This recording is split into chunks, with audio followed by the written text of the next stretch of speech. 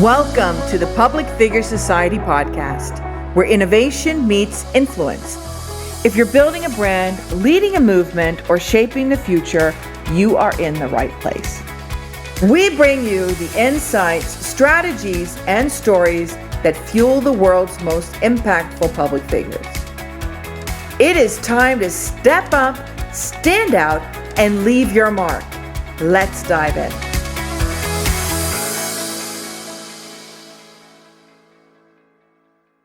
Well, today I have the great privilege of interviewing Patrick Hanlon, who has really been someone that's defined my career without him knowing it because of his book, Primal Branding. And he is here today to talk about Primal Branding, AI, and everything that you're doing now. Welcome. Thank you. This, Everyone says it's great to be here. It really is great to be here, especially at 7:30 in the morning. So I am so excited about this conversation because you really understand the primal nature of us building credibility and visibility. And I think before we go into kind of like the age of AI, could you tell a little bit about yourself and your origin story? Maybe it starts with Lego, your way of finding the primal branding. everyone's origin story starts with Lego. No, the I was born in Oceanside, California. I spent a lot of my career in New York City.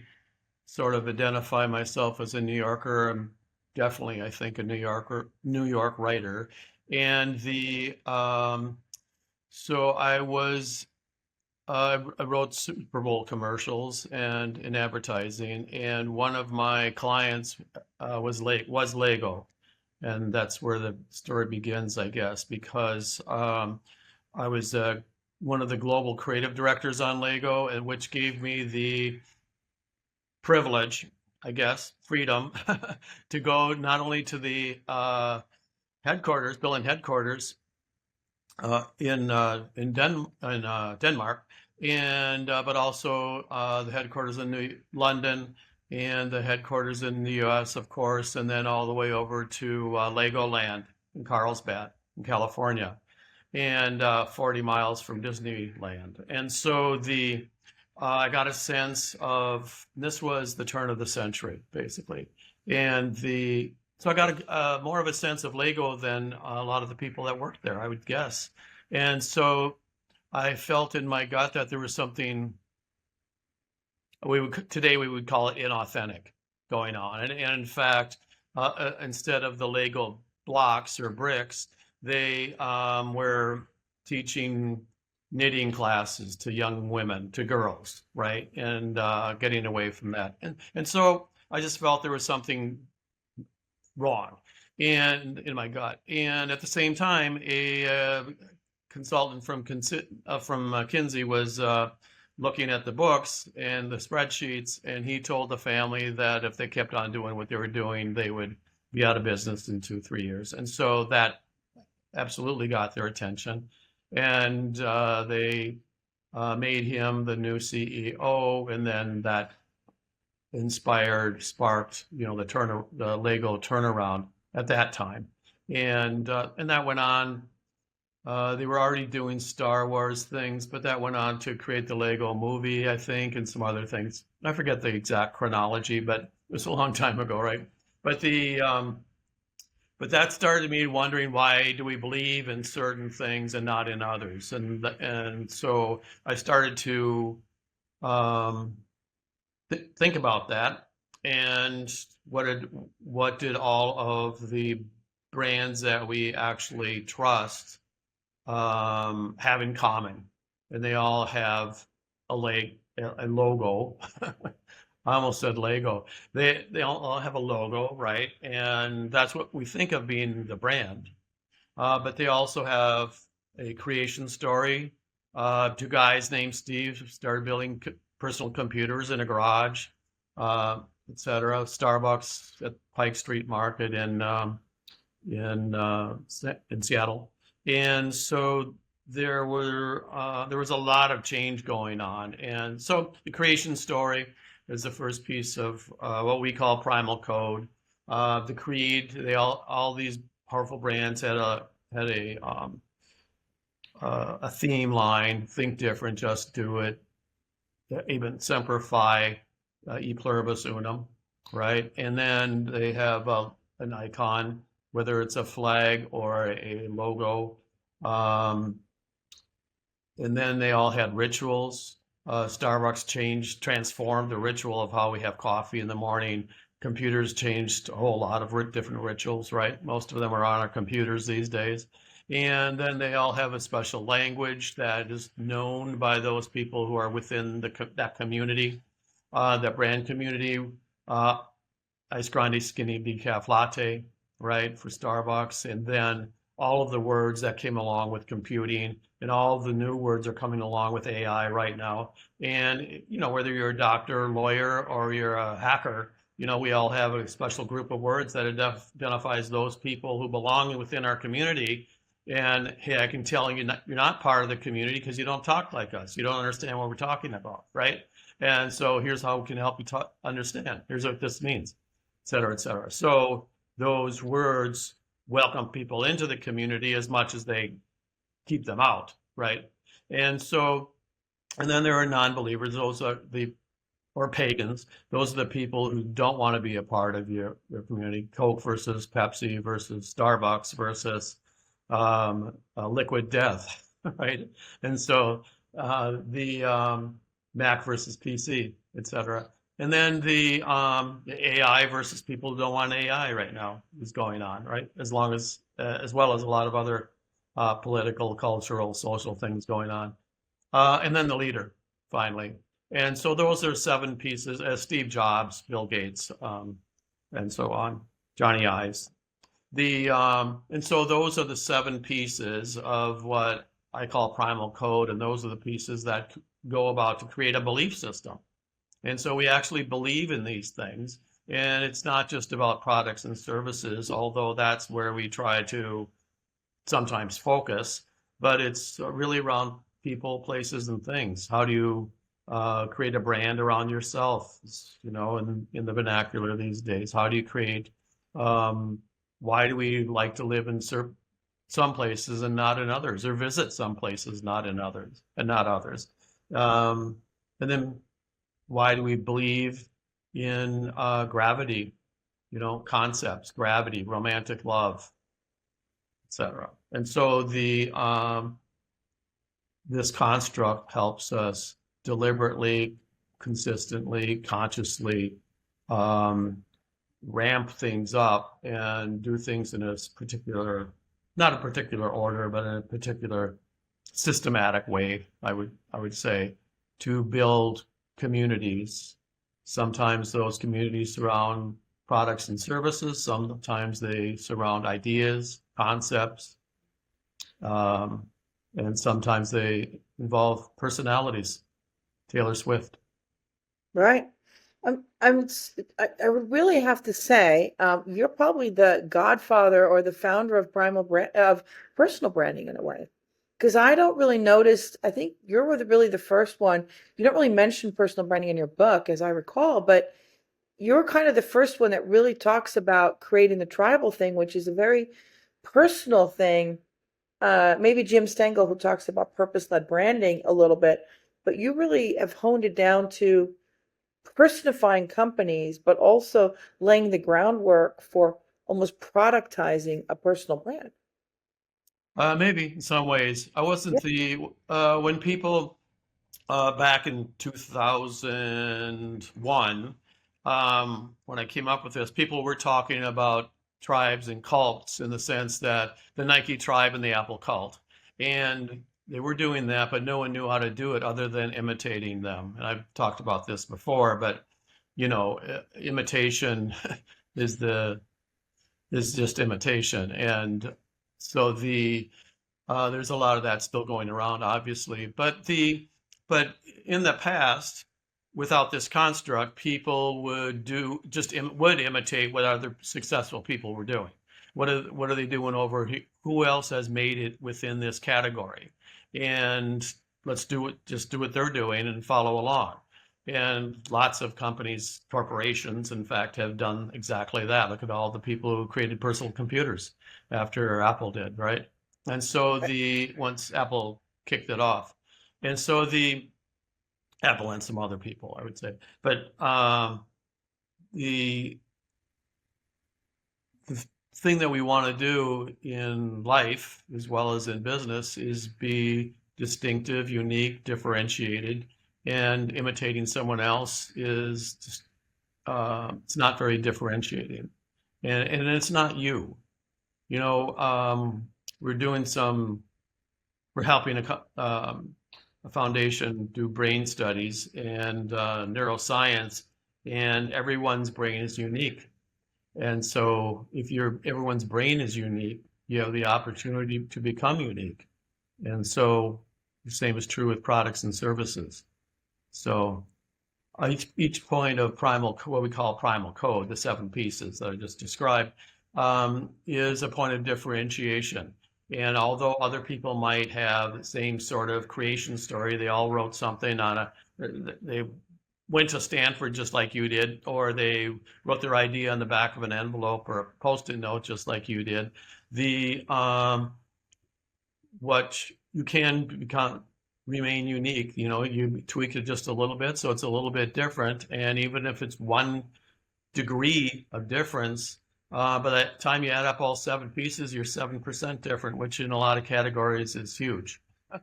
So Yeah. when you have 100 pairs of jeans out there, hundreds of kinds of cars, et cetera, 7% difference is magnificent. Yeah, that's really interesting. So what do you think? Because what do you think about personal branding? And I just love Oh your yeah, take. back to personal brands. Yeah, I'm sorry. I Fine. went lateral on you. So I think that, well, back to our brains are unique. We're all unique, and so we have trouble finding our sense of uniqueness Yes. because the you know we're this is the way I look at it, and that is that when we're born, we're anointed with a name, and we're told, who we are. Here, this is your bed, this is your room, this is our family, this is our house on this block, in this neighborhood, in this city, town, state, country, on planet called Earth, in this galaxy, stuck in the middle of the Milky Way, and and so we're wrapped with stories from the beginning. And so eventually you start to wonder about those stories, probably in adolescence or later. And you start to build your own stories, wrap your own stories around yourself. And for one reason or the other. And then we go to school and we're told that we're good at, what we're bad at. And so we continue to wrap these stories around ourselves. And some of the stories may be true, some of them may not be true. Some you might want to create your own stories. And so that creation of story is what and the community that we attract around those stories is what we call brand. And it's not, when you're branding products and services, the only thing that really matters is, well, 2 things matter. The first is creating something that's a quality product that hopefully lasts. It's not, it's a good product. And then the second thing, though, is even more importantly after the good product, because there are a lot of good products out there, is to create a community that surrounds you. 9 out of 10 new products failed simply because they haven't built the right story and attracted the people. So good product or not. And so the same thing is true with people. Hopefully you're a good person, and people want to know, the first thing people want to know is, where are you from? Right? Well, it's the creation story. What do you believe in? Or what do you like? What things do you like? That's basically the creed, and then what do you look like? Right? And then that's icons. And then how do you act? And that's rituals. How do you talk? That's lexicon. What do you not like? Which is important, huge. Non-believers, that's the pagans. And then how do you present yourself, which is probably leadership. How do you go about in the world? And so the it is incredibly important in building personal brands, and people, of course, wobble all over the place trying to figure out who they are, who you are, and this really what I call primal branding, is a systematic approach to that. So you can consistently and intentionally develop something that is useful and meaningful to people. Yeah, that's really fascinating. So, like with yourselves, then, where do you think AI is going to take us? Because will we start primal branding AI? Like, I mean, if you look at ChatGPT and you look at all of them, they have different personalities, but how do we navigate this? It's interesting. Is AI person? Is it not person? Now that we are lifting ourselves up to be more leaders in our lives, like I like to say, we're all becoming public figures. Where do you see things are going? Like your reflection on this whole where we Yeah, are at, kind of like a revolution. it's kind of like a revolution. It's kind of like the iPhone, which changed things. The computer changed things before the iPhone did.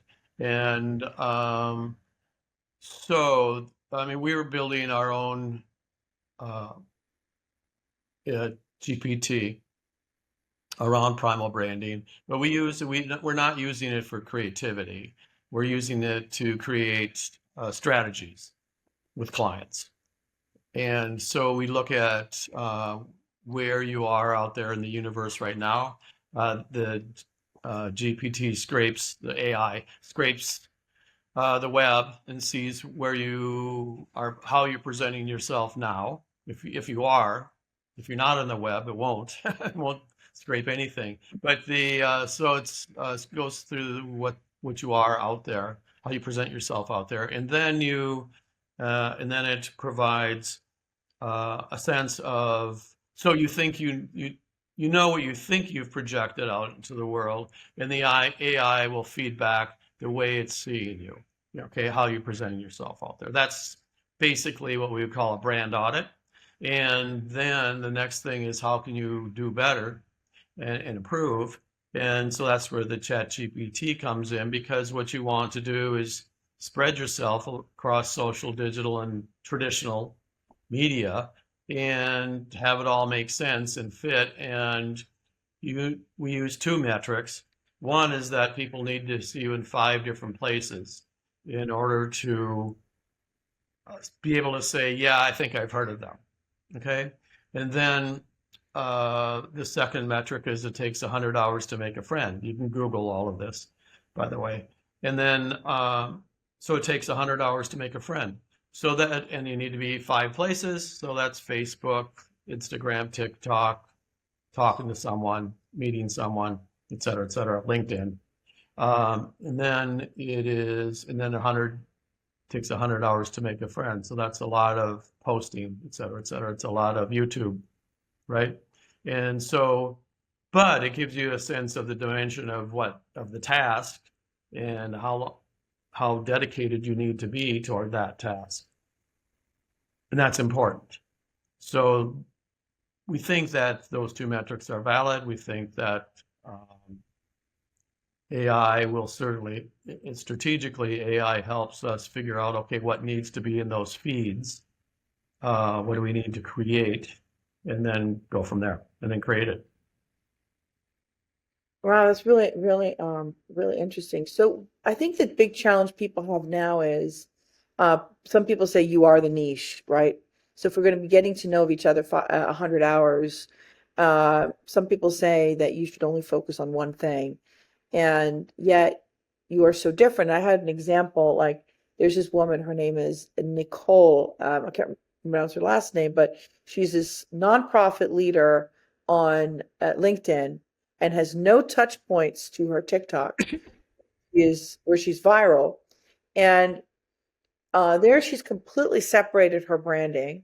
Then you have other people like kind of like a Dan Coe, who's known in the space of thinking business and leadership. He's the same on all of them. And I would love your perspective on it, because I think what people get confused about is, how do you actually brand yourself when there's so much to you? And I think the society of where you're only one thing is moving away, but we haven't really found the formula on how to manage our multi interests. Uh, that's just been a perspective I've seen, and I would love to Yeah, hear focusing your. on one thing is basically an extraction from positioning, which was from 1970s, where when you had myriad products and so forth, how do you break through the clutter, which is actually difficult. And the and so you focus on one thing, you position yourself in people's minds as we are the people who try harder or whatever it is. And so but I think that was in a different world. And today back then, um, we did not have the plurality of different places but we didn't have all the options we have today. And so positioning yourself is interesting, but you can be more things to more people I, in today's world. I don't know if that's a factor, but that's my opinion anyway. And the positioning is kind of dead. And if you or just want to be one thing, that focus is a focus, but it is a niche, and you might bury yourself in that niche. I mean, I think we live in a world of plurality, and there are many options and many kinds of people and many ways to fit in. I mean, just think of all the communities that you belong to. You know, I mean, we're digital. If you read books, you're a book lover, a wine lover, if you play any one of the games, whether it doesn't have to be Call of Duty, it could be cards or bingo, right? And all the different things that, if you're lucky, you belong to a lot of different communities. And you know all the words and all the ways that you play these things, the rituals, the lexicon, and so forth, right? And you know how it started, you're a baseball fan, and then you switch over to basketball in the season and all of these things, and you know the words. And if you bring the words of basketball to a meeting, they'll think it's funny for a while, and then you'll destroy your credibility. But so the thing is that we want to be individuals who want to stand out, and this pattern that identified, which I think I just saw the pattern, and lucky enough to see the pattern, which I think has existed for thousands of years, and this is why we're human, and this is how we become human, is we believe in something so strongly that we're willing to commit our lives to it. Some cases we're willing to stand in front of a bullet for it, right? And Right. so belief is core to. I think we're hardwired to believe in things. I think we're hardwired to be with other people. Being alone or isolated is a form of punishment, as the lockdown during COVID proved, I think, right?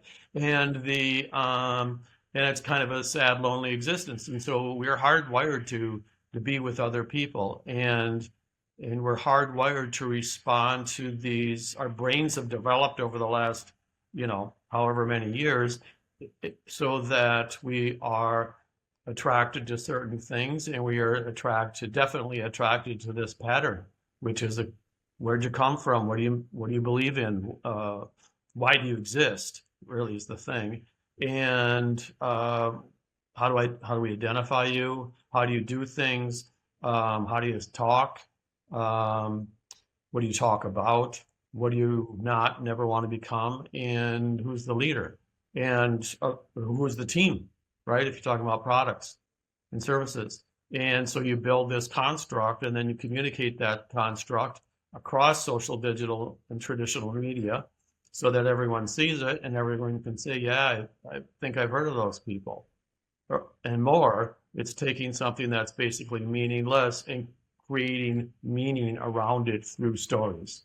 So we learn through stories, from your mother: eat this, don't eat that. You don't like it, spit it out, right? Yeah.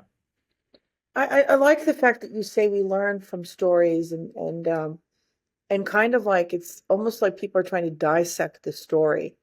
What do you What do you think is missing the most with people today? It seems like a lot of people are just chasing trends instead of building their tribe. And what do you think is the most that's missing the most of the 7 points? Or is it different for different people? Have you like noticed a pattern? Yeah, I think that people chase at whatever other people seem to be successful at. And so you've got things that have become trends or they become things of the moment, whether it's your superpower or the why or storytelling. I mean, some people, I mean, I truly believe that we are hardwired as human beings to learn through stories. That's the way we learn and process things. And so some people are going, oh, stories are just a fad. Move on to the next thing. So the next thing is how do you tell stories with AI, right? But but I think storytelling is the roots of being human and being authentic and being genuine. And, you know, it's a part of our nature. Like, as I mentioned earlier, the first thing we want to know about someone is where are you from? What do you believe in? What makes you different? You know, and that's how we form our perception of you, right? That's how we form our perceptions, yeah, or our biases. Yeah, I guess whether they confirm or defy our biases, right? And the only way to get through all of that, parse your way through that, is through story. So, because that's how we learn. And so I think that, yes, we are in a moment of transition right now. And basically that's because I think, at least from a marketing point of view, is that um, the old linear models um, are kind of fading away. Like I said, the one thing you asked me about the focus and all that it is derived from position. I think it's derived from positioning, which is from the 1970s, which is 50 years ago. And even in the schools today, if you're an MBA, you're learning models that are people say are no longer relevant, including positioning. And in today's world, I think we're broken, splintered into two pieces, essentially, I guess. One of them is performance marketing, where you need to go quarter to quarter, week to week, hour by hour, and you are really how many sales have we got? Why are they buying? How are they buying? Et cetera, et cetera. And it's very urgent and but very transactional also, right? You're going on for the next customer, the next sale. The other mode is to be more brand building, I guess, and that becomes more less of a transaction, more about customer lifetime value. Okay, which is how much will our customers spend with us over their lifetime, basically, and that's what it means. And this is put forth by a lot of people, uh, including Google. But this harkens to more of an experience, which is how do we become more meaningful in people's lives so they want us and not someone else. And so that's more of a long-term game, which is ultimately more valuable. But of course, there's the tension between the daily sales quarter to quarter and the lifetime value. There's a friction there between those two things. And so so those are the two things that we're faced with. And both are equally valid. Obviously, you need the daily sales, but how do we make that meaningful, more meaningful to people? And I think that we need to merge the transaction or process, I guess, that interaction with something that's meaningful, which is brand. And so that's how you get this creates more brand, what we call brand value, which means that it's worth a lot more. So that if you're building a company, even if it's your own company, especially if it's your own company, you're going to be doing it for the next, 3, 5, dozen, 25, 35 years, 50 years. And at the end of that, you're going to want to sell probably, or someone might want to buy you. And the value that they assess There are two ways they assess that. You have the book value, which are the spreadsheets, and you have employees, and you have product, and you have employees, you have equipment, you have whatever. That's the book value. But then if you have that book value plus this foggy, intangible thing called brand, you're worth 4, 10, many times more as a result. And so at the end of that 3, 5, 12, 50-year mark, when it comes time to sell, would you rather be a brand? Yes, you would, if you knew how to get there. And this is how to get there. I think this is so important because when I work with AI companies, AI startups are like, they can't afford the story or afford the branding, but they can't afford Oh, not to. And I think what happens a lot with small businesses that are startup looking for VCs is that they get into and I love your differentiation of performance marketing versus branding. That really resonates with me because I haven't been able to communicate that up until now. But tension, right? Yeah. in that tension, how do you get someone to look away from the performance and to look at the value of who they are? Because if you don't have the story, you're missing out. So if you're going to VC and you just have this presentation where you're not telling the story, you're not telling your why, and then I think people get so caught up in the why, they get nervous because it doesn't really, for me, the why didn't really resonate. Simon Sinek's thing start with Well, why. yeah, the why takes you to a certain point, but there's 6 other pieces of code from my perspective, and Yeah. you get stuck in the why, and you can be stuck there for a long time. Uh, You too. we've spent hours discussing with a billion people who've built $1 billion brand. We spent 3.5 hours discussing the why and why they come to work in the morning. And so, as the Ferraris and Porsches were parked outside, but the I think the thing is what you have to get back to is it's all about building community. And even if you just have that post-it note idea, the next person you talk about, hey, here's something I've been thinking about, over coffee, you're trying to gain um, acceptance and other people to nod their heads. And you're building stories. And that's the story you're trying to build. So if you understand that you have to start out with, hey, I had this idea. I was on the plane the other day and I had this idea and I jotted it down. What do you think of this? Well, that's the creation story right there. What do you think of this? It's probably the key to something. And then you go on from there. And what makes it different? What makes it better, faster, cheaper, stronger, longer lasting, whatever it is, and that product advantage. And so people, you're right, the people in Silicon Valley, especially anyone in innovation or whatever who's trying to build something new, we're in the middle of the build. We don't have time for branding right now because they think it's a transactional building of logo, building of website kind of thing. Yeah, you might not be ready for your logo or your website, but you've been trying to build the brand ever since you had the post-it note or the back of the envelope or the yellow pad or How do whatever you you used. I like this. You got performance marketing, and then I love it to see if you have. I'm a word person, and I think it's so important because words create meaning, and it creates a bucket, and it creates a way to put it into your mind and create the story. So we've got the performance marketing, which is a transactional marketing, but I think there's a transactional component to branding, and I feel that that loses the impact of the essence of finding out who you are. Could you do you have a way of defining that since you're so good with finding Well, these? I mean, there's the classic. Hang on just a second. Let me turn around.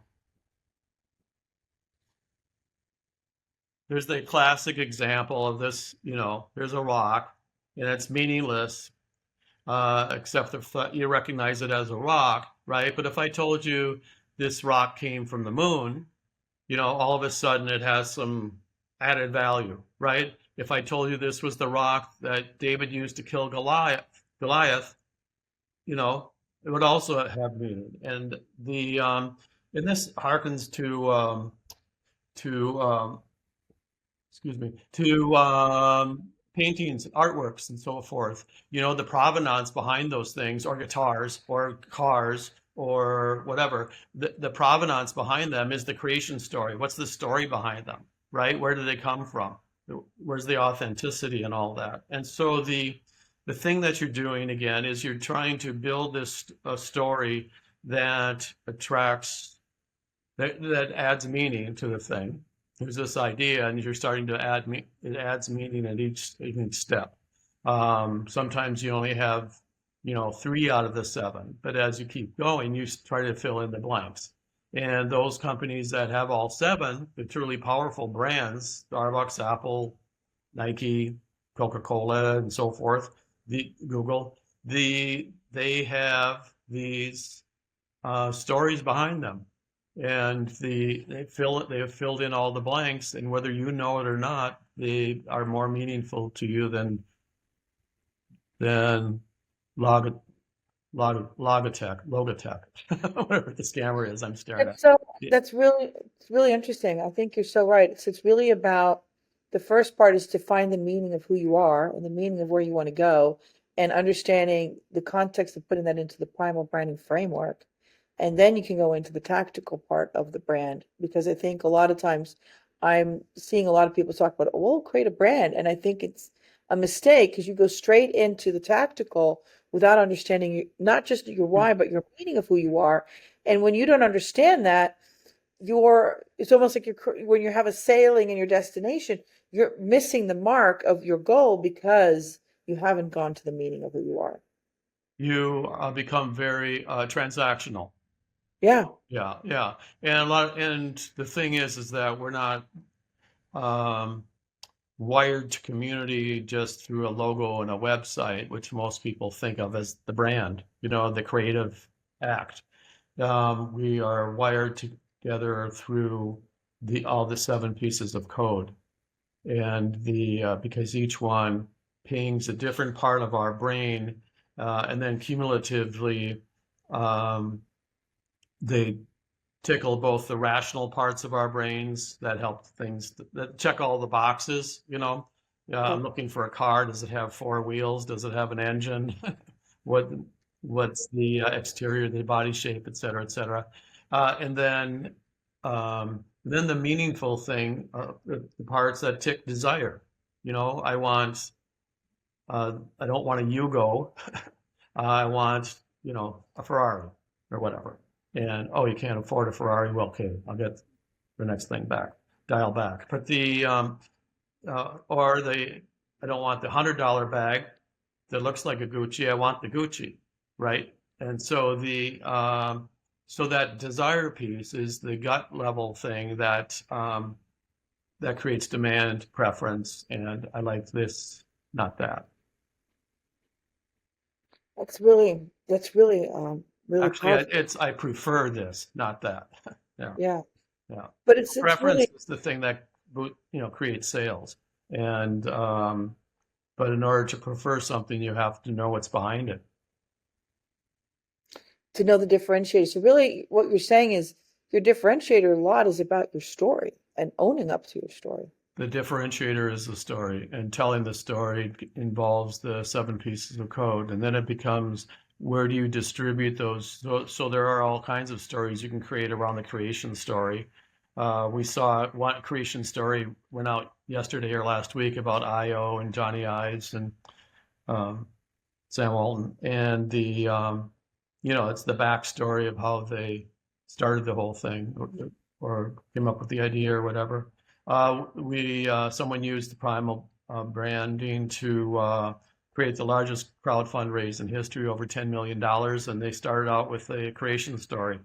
And people talk about creation story, and then they talk about forget the creation story. I've heard them talk about forgetting the creation story. Nobody cares about where you're from or history or whatever. But um, I object strenuously. Half of the movies that were on that were being streamed last year anyway were all backstories, creation stories about how they made The Godfather, how they made I Love Lucy, how they made this, that, and the other thing. So we're very interested in how they made the Beatles, um, how the Beatles made Get Back or the White Album, right? And so we were all locked into those things, and continue to be. The Dylan story is his creation story, the movie. Let me ask you this. Do you think so when you're building a brand and you're building a creation story that you start in the garage and so forth, when do you start sharing your creation story? Do you share it from its inception, or do you wait a little bit while till you've accomplished something with it? Does that make sense? Like, is Well, there you know how long the builds take, to accomplish something. And so my theory is that my thinking is that the you use that time while you're building, whether it's 3 weeks, 3 months, 3 years, to start building a community around that that's ready and anticipating it. And I guess that's what Johnny Ives and Walton are doing, is trying to build that community, build that excitement pitch, that fever pitch. And so um, that should be ongoing while you're creating the build. The alternative is what many people do, and I've been to these, and you probably have been too, where they have the wine dinner, and you share your contacts so they can get some warm handshakes, some warm meet and greets with your contacts, right? right? Which is a little late because that's when you're panting for sales. And they could have been doing that all along. So they wasted 18 months, 18 to 24 Yeah, it's so interesting how we more. get so transactional and so into fear mode that we forget that some of the most important things is to actually put more soul into what you're doing and Well, I think we execute. discount, yes, and I think we discount marketing and advertising because it's so inauthentic and it's so sales oriented, right? And at the end of the day, um, if you want to be, if you're running a business, you want to be, um, have that, you need sales. And as Google and the rest of them, Facebook, all found out, right? And then, but if you're not trying to sell something, and of course, selling yourself is it's kind of an awkward phrase, but if you're trying to gather a community, if you want friends, and you're not calling the friends customers, um, this still applies. And so it's about creating community. It's about gathering. It's an attractant. To have all 7 of these pieces of code becomes an attractant, and people prefer to be with you rather than other people. I guess Do you do you becomes a think crowd, what do fans. you say? It becomes a crowd. Yeah. But do you think today that we are more into a community brand than a personal brand? So, like for instance, with the example with Sam Altman and what was his name again? The other one, Johnny he Ives. Johnny I, sorry. I just lost my the brain That's right. freeze. Do you think people are now more longing for a community branding where it's not just one personal brand? Because I'm seeing like you have the influencer brand. This is what I do and I share, and I've got my posse and my fans. But are we gravitating more to a community that is built up by several personal brands that are aligned to a creation story? I am saying that brand, that word is a misnomer, and Okay. that the real word is community. And Oh, so that you have communities around products and services, you have communities around people, you have communities around places, citizens, you have communities around personalities, uh, and those communities are called voters, right? right. Communities around products and services, which are called consumers. And so so brand community is really a product community, right? So I'm Yeah. saying the word brand and marketing and sales and all that sounds is too we've grown beyond those. Wow.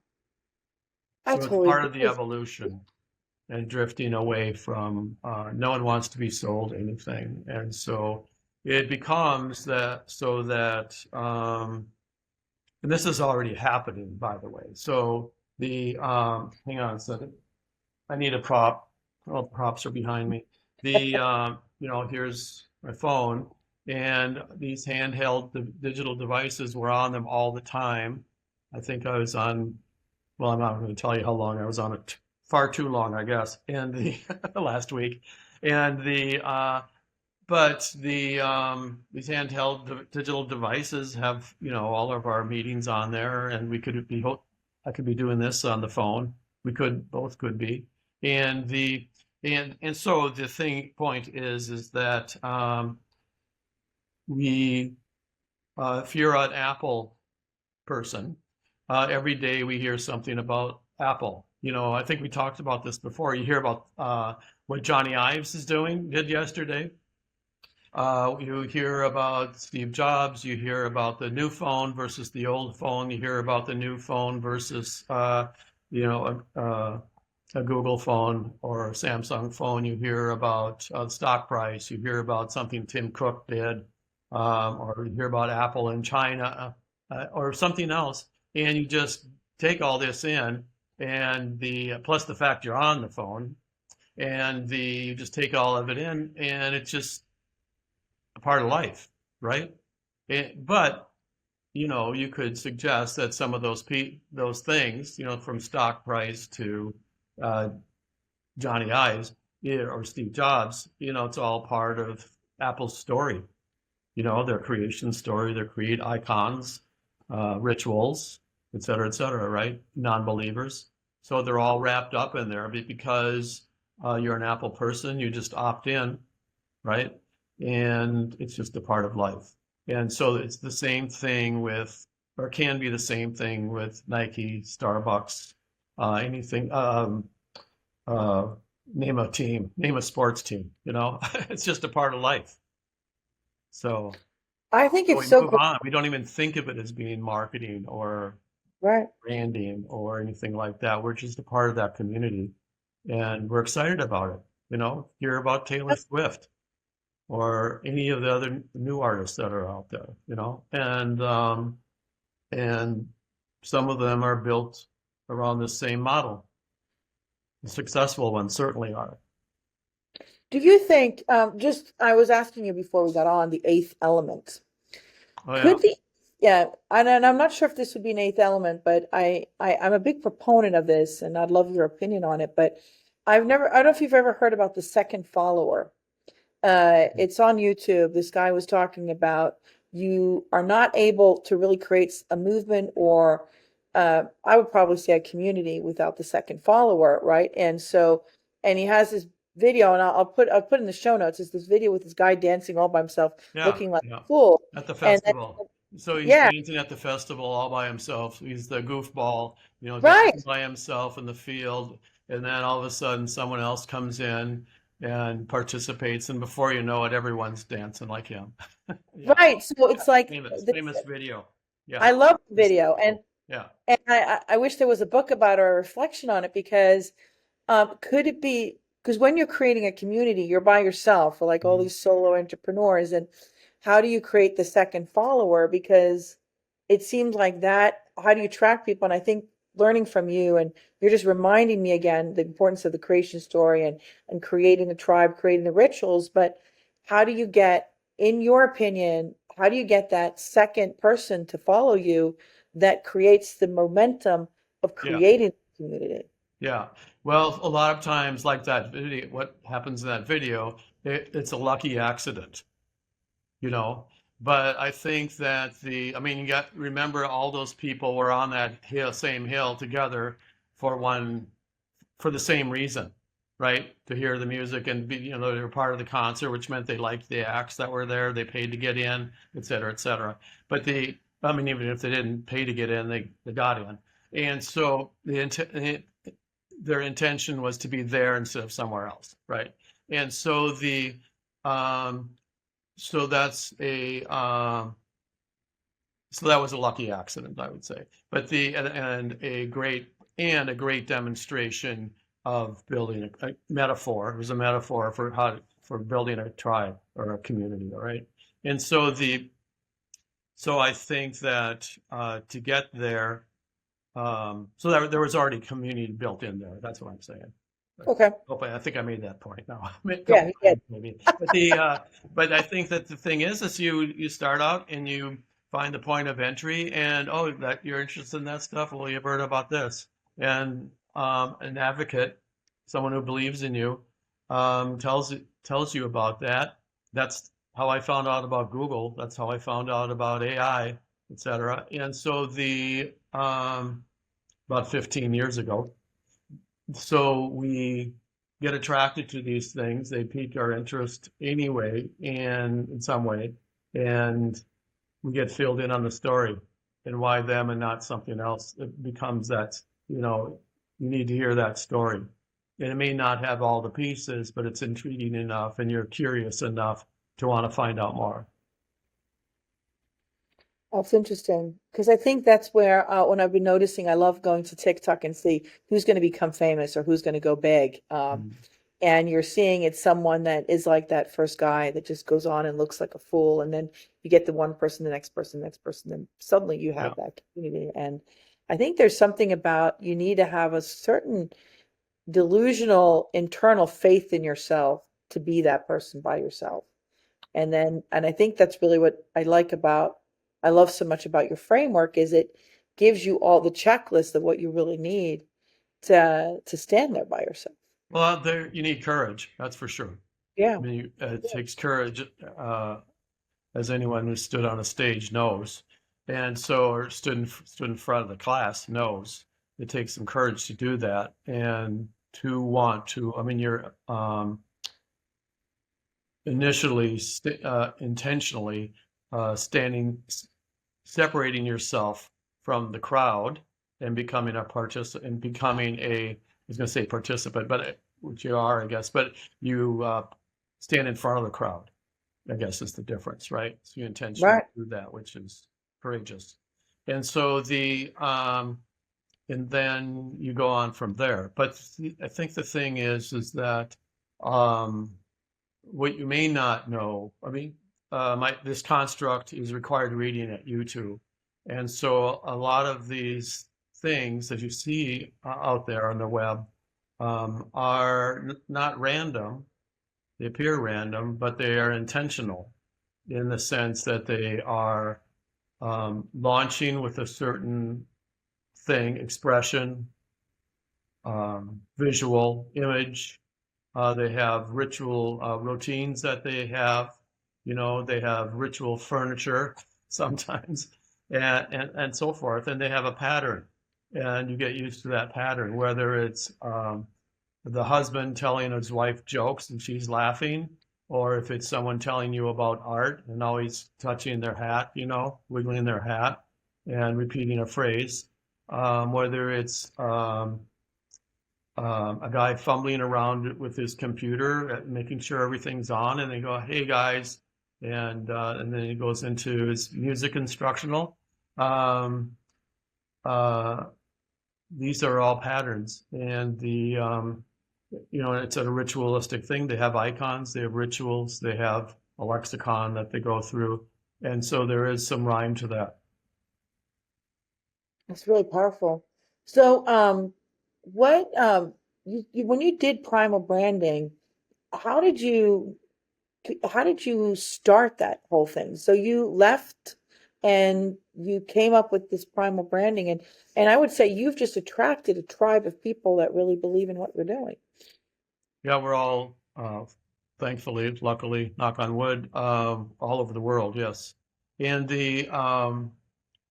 so I had the Lego problem that we talked about earlier, and I started thinking about it and I was basically working in my garden in Connecticut and in Wilton, Connecticut, and I started thinking about it, and there's nothing else to do except shovel dirt and think. And so I would think about it, and I started. The first thing I thought of was an icon. Nike has an icon, and the thing is that at that time, um, which was 1,000 years ago, 2001, and Nike, excuse me, not Nike, Starbucks and Google were not advertising, and so how the hell did that happen? You know, and no one could explain it. I mean, you could explain, this goofy guys with this goofy name called Google, which today we take for granted, but at that time it was a crazy name, right? And so, and then Starbucks, was selling, coffee used to cost 50 cents. Now it was costing, what, $2.50 or something like that. And $2.30. And why are people spending all this money on a cup of coffee?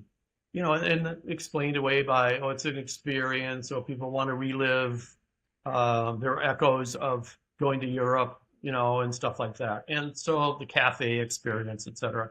And so, but it was hard to explain. And so there had to be something else going on. And and so I just started thinking, well, what are the things that they all have in common? And they did all have it. Starbucks started at the Pike Street Market in Seattle. Google started in a dorm room in Stanford. It was the creation story. And then it just went on from there. And I used, there are a couple of models. I mean, Apple, obviously, and Starbucks, and Nike, and oftentimes Google. And people say, well, those are the examples everyone uses. Yes, because they're the ones that work, and they're billion-dollar brands. And so consistent and persistent and intentional devices, those devices, I guess, really led me to, well, what else is there? So I'm not surprised that people try to come up. I mean, 7 is a lot. 7 is too many for a lot of people. But people often do come up with, oh, I have the 8th one. So I guess the good news is that they're engaged. And about the people saying, well, I would talk in Vegas or something, and someone would come up after the speech, the talk, and say, I really love what you're talking about and everything, but, Pat, what's the one thing? 7's too many to remember. And I wondered, well, did you learn the alphabet?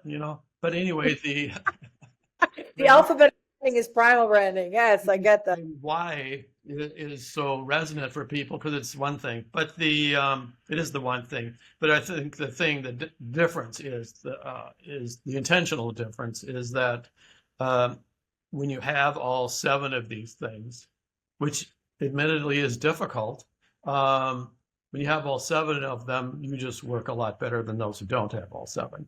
And success comes to you because it's a magnetic, attractant thing that appeals to us at our very core. People talk about, selling, it's a gut sale, and why'd you buy that? I don't know, I just felt better.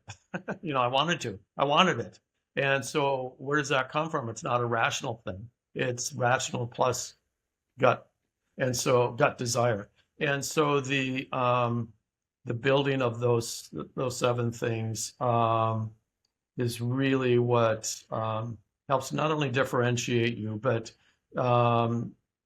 someone contacted me on Twitter, not X, but Twitter, and said that, there's introduce you to someone who's in love with primal branding, and blah blah blah. And the guy that the guy was mentioning came back and said, yeah, someone gave me the book Primal Branding when I was 8 years old, and told me you might like this.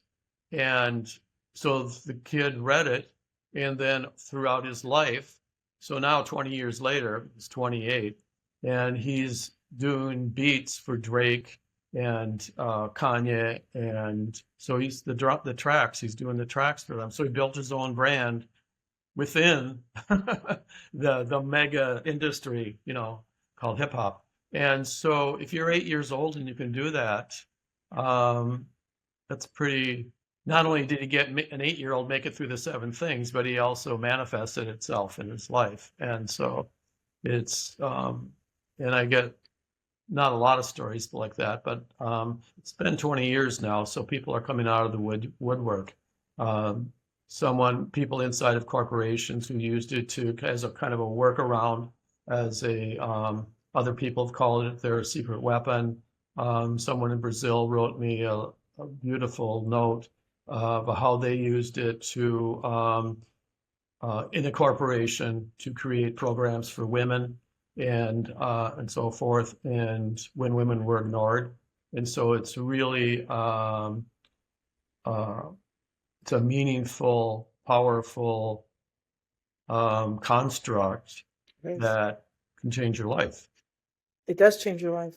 I think it's fantastic. So I could talk forever with you, but we're getting up to the hour. And I want to thank you so much for your time. When you're I feel looking like at, we've just gotten started. I know, I'd love to have a part 2. Just peeled away the first layer of the onion. I would love to do a part 2 if I could, because Absolutely, yeah. I would love to do that. I really would, because I think this is what people are craving and needing. And I think in today's noise, we are getting so transactional in everything we do. And I think with AI, the only way we're going to survive is to tap into our soul and our personality and to build ourselves and understand that. I don't think the primal notions of us can be translated into AI. That's my belief. Well, I think that with our primal AI, primal GPT, what I'm seeing is that AI, at least for this version of it, it's still in its infancy. And I heard about, with hip hop between hip hop between New York and LA, or New York and San Francisco, Silicon Valley, all the time. And so about 10, 12, whatever years ago, I learned about learning engines, and I went, what? And because Primal Code, this is a pattern. These 7 pieces are a pattern, right? And algorithms love a pattern. And so when I heard about learning machines and learning engines and all that, I wanted to be able to use that. And so I kept asking people, when are they ready? And so 3.5 years ago, when they were ready, I wanted to get on top of it. And luckily they were accessible after time. So we've been working on this for a couple of years. And the thing that I found is that when you're trying to build creative, well, what I found is that we use it for strategy, because for strategy, we can go back and the AI scrapes the web and gives us basically what we call a brand audit. Here's how you thought you presented yourself out there. Here's the feedback, basically, right? So that's great. The other thing is that if you're trying to do creative, because it only derives stuff that's already been done, it is not great at creative, because creative is forward thinking, and you're trying to help people see something they haven't seen before, hear something they haven't heard before, feel something they haven't felt before. And in certain types of creative, creating images, I love some of the stuff that they're doing. They're really shortcutting, old digital animation stuff and things like that. That's pretty cool, I think. And probably in sounds, they'll probably create some great new sounds. That's been going on for a while, right? And even without AI. But I think that when it comes to doing truly creative stuff that's resonant, and it has to be human to human, I feel.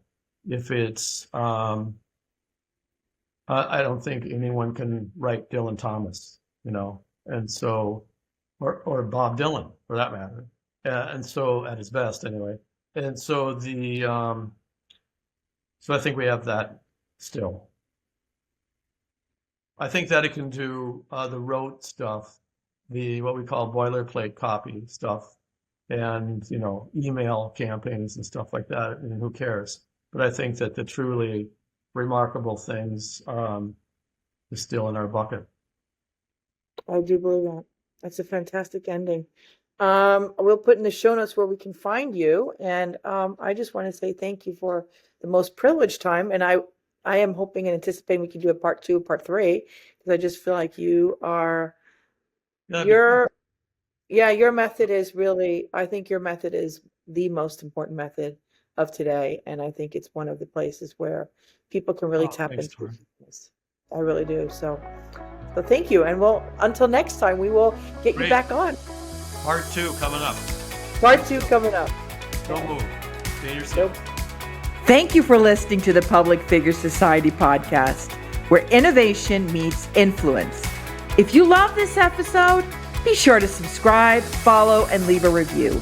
Connect with us on social media and join the conversation. Until next time, keep innovating, keep influencing, and we'll see you in the next episode.